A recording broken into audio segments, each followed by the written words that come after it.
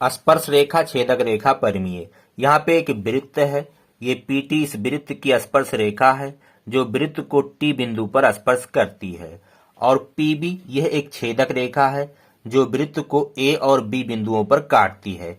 हमें सिद्ध करना है कि पीटी का स्क्वायर, ये पीटी का स्क्वायर वो बराबर होगा पी ए गुणे पीबी के। यही हमें सिद्ध करना है। तो यहाँ पे जो दिया गया है उसे लिख लेंगे। एक वृत्त की स्पर्श रेखा पीटी है और छेदक रेखा पीबी है जो वृत्त को दो बिंदुओं ए और बी पर काटती है। अब सिद्ध क्या करना है उसे लिखेंगे। पीटी का स्क्वायर बराबर पी ए गुणे पीबी। अब यहाँ पे कैसे सिद्ध करेंगे, हमें थोड़ा सा रचना करना होगा। हम टी को बी से मिलाएंगे और टी को ए से मिलाएंगे। तो आइए हम मिला लेते हैं। तो हमने यहाँ पे रचना कर लिया है, बिंदु टी को ए और बी से मिलाया है। तो यहाँ रचना में लिखेंगे टी को ए और बी से मिलाया। अब अगला हेडिंग डालेंगे उपपत्ति। उपपत्ति। हम यहाँ पे दो त्रिभुज लेंगे, दोनों को समरूप करेंगे। तो एक त्रिभुज लेंगे पी टी ए, ये वाला त्रिभुज, त्रिभुज पी टी ए, और त्रिभुज पी बी टी, ये वाला त्रिभुज, त्रिभुज पी बी टी। इन दोनों में अगर दो त्रिभुज को समरूप करना है तो हम एक काम करेंगे, अगर एक त्रिभुज का तीनों कोण दूसरे त्रिभुज के तीनों कोणों के बराबर हो जाए तो त्रिभुज समरूप हो जाता है। तो चलिए त्रिभुज पी टी ए में ये कोण जो P है वो इस त्रिभुज पी बी टी के कोण P के बराबर है, क्योंकि कोण P दोनों में उभयनिष्ठ है।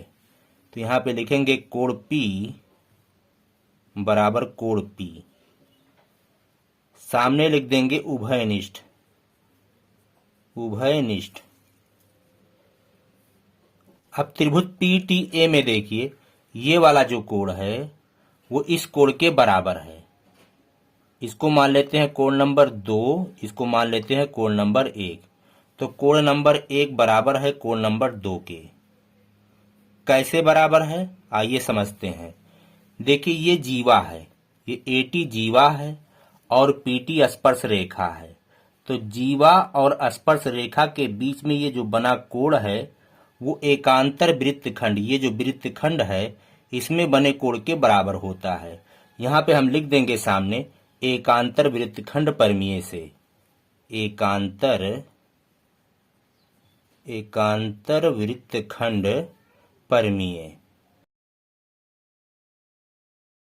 यहाँ पे त्रिभुज पी टी ए के दो कोण त्रिभुज पी बी टी के दो कोणों के बराबर हैं। तो अगर किसी त्रिभुज के दो कोण दूसरे वाले त्रिभुज के दो कोण के बराबर हों तो तीसरा कोण तो अपने आप बराबर हो जाएगा। तो इस तरह से इस त्रिभुज के तीनों कोण इस त्रिभुज के तीनों कोण के बराबर हैं।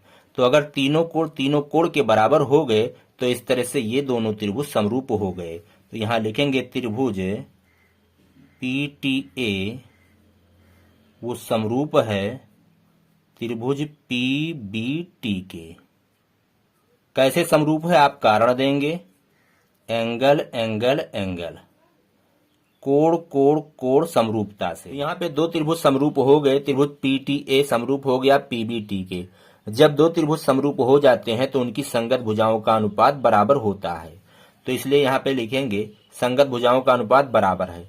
लेकिन यहाँ हम संगत भुजाएं कैसे पहचानेंगे, थोड़ा सा चित्र यहाँ पे जटिल है। तो चलिए उसका हम जुगाड़ बना लेते हैं। यहाँ पे एक त्रिभुज बनाते हैं चित्र। मान लेते हैं ये वाला जो त्रिभुज है वो पी टी ए है। यहाँ पे लिख लेते हैं पी टी ए। अभी इसका शीर्ष नहीं पता है, पता करेंगे अभी। दूसरा वाला त्रिभुज ये वाला बना लेते हैं, ये मान लेते हैं पी बी टी है। अब कौन सा शीर्ष P है और कौन सा B है, कौन सा T है, यहाँ पे कौन P है, कौन T है, कौन A है, ये कैसे पहचानेंगे। देखिए कोण P बराबर है कोण P के। तो कोण P का शीर्ष बिंदु P है। चलिए हम मान लेते हैं ये वाला P है, तो इसमें ये वाला P होगा। अब देखिए दूसरा चीज, कोण 1 बराबर है कोण 2 के। तो कोण A का जो शीर्ष है T है, तो T मान लेते हैं ये वाला है। और कोण 1 बराबर है कोण 2 के, तो 2 का शीर्ष B है। अब इसमें b कौन सा मानेंगे, ये वाला।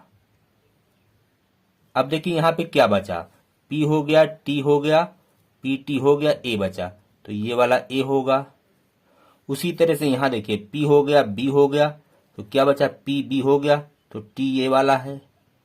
अब यहाँ पे संगत शीर्ष और संगत भुजाएं आप जान लीजिए। p का संगत p है, t का संगत b है, a का संगत t है। ये pt भुजा, इसकी संगत भुजा pb है, pa की संगत भुजा pt है, ta की संगत भुजा bt है। अब आप यहाँ पे फोकस करिए, सिद्ध क्या करना है। pt का स्क्वायर बराबर pa गुणे pb, तो pt आपको 2 बार लिखना है। अब चलिए pt पहले लेते हैं। यहाँ पे pt, इस वाले त्रिभुज में pt बटे इसका क्या हो जाएगा, pb, तो pt बटे pb बराबर, फिर आपको देखना pt किस में है, इस वाले में देखिए pt यहाँ पे है, तो इस तरह से हम पहले इसका लिखेंगे pa बटे pt, pa बटे pt, इस त्रिभुज का pt बटे इस त्रिभुज का pb, इस त्रिभुज का pa बटे इस त्रिभुज का pt, तो संगत भुजाओं का अनुपात बराबर होता है। अब आइए यहाँ पे हल करते हैं। अब pt का गुणा pt में होगा, तो हो जाएगा pt का स्क्वायर बराबर pb का गुणा pa में होगा, तो यहाँ पे लिखेंगे pa गुणे pb, और यही तो हमें सिद्ध करना था। तो इस तरह से यहाँ सत्यापित हो गया कि pt का स्क्वायर बराबर pa गुणे pb।